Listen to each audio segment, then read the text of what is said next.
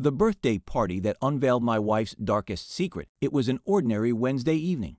I was sitting in my favorite armchair in the living room, a mug of chamomile tea beside me, catching up on emails from work. My wife, Barbara, was in the kitchen, humming a tune as she prepared dinner. The soft clatter of pans and the smell of roasting chicken created a cozy atmosphere. If someone had told me this night would change my life forever, I would have laughed. But fate has a cruel sense of humor. My phone buzzed on the side table, breaking my focus. It was a message from Barbara. Smiling, I opened it, expecting her to ask about the groceries or suggest what movie to watch later. Instead, her words stopped me cold. "Can't wait to see you tomorrow, darling. Last night was incredible."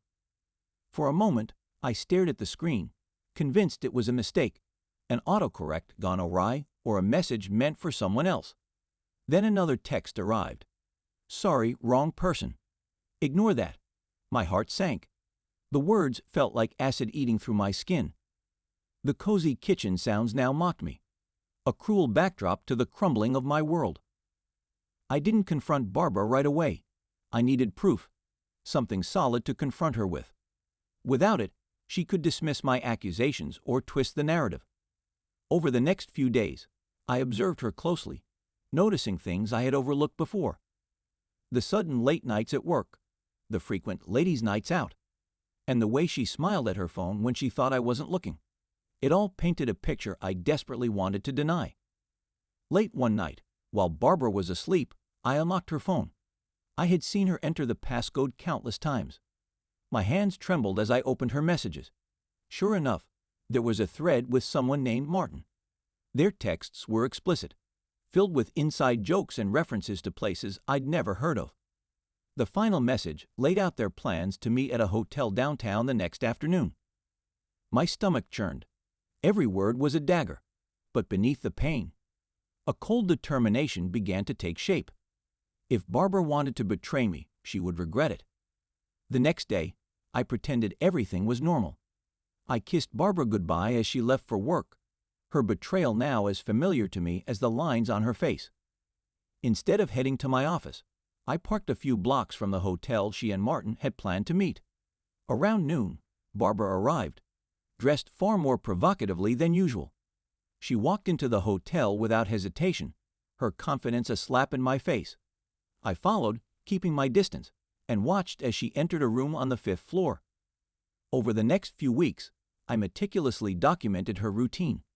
Barbara's deceit was predictable. Twice a week, she met Martin at the same hotel. She lied to me effortlessly, her smiles and affection now unbearable. To ensure I had irrefutable proof, I hired a private investigator. Within days, I had everything: photos of them together, videos, and screenshots of their messages. The betrayal was no longer just in my mind. It was tangible, undeniable. Once I had the evidence, I consulted a divorce lawyer. I wanted to ensure I would have the upper hand when the time came. My lawyer was thorough and assured me the evidence would work in my favor. But ending the marriage wasn't enough. Barbara had taken years of my trust and love and shattered them. I wanted her to feel the pain she had inflicted. We had a significant amount of money in our joint savings account, built over decades for vacations, emergencies, and our future.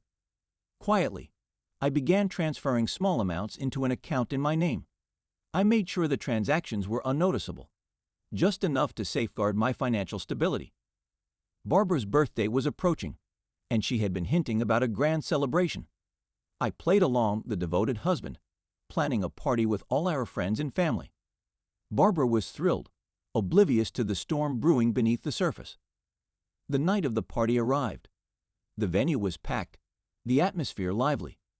Barbara glowed with happiness, soaking in the attention. After dinner, I took the microphone to give a speech. "Barbara," I began, my voice steady, "you've been the center of my life for so many years. Tonight, I want to share a special video that truly captures our journey together." The lights dimmed as a projector lit up the screen.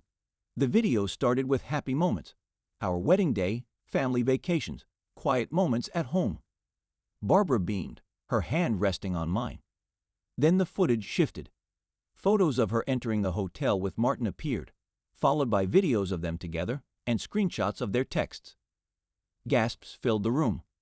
Barbara's face turned pale as whispers spread like wildfire. She tried to grab my arm, but I stepped away. "This," I said, addressing the room, "is the woman I've been married to. The woman who's been lying to me and betraying me." I left the party, leaving Barbara to face the fallout. By the time she returned home, I was gone. My belongings were packed, and the divorce papers were already filed. The legal process was swift. Armed with the evidence, I secured the house and the majority of our assets. Barbara, on the other hand, lost everything: her reputation, her financial stability, and her carefully constructed facade. I heard through mutual friends that Martin dumped her shortly after. He had no interest in a serious relationship. The months that followed were a whirlwind of emotions.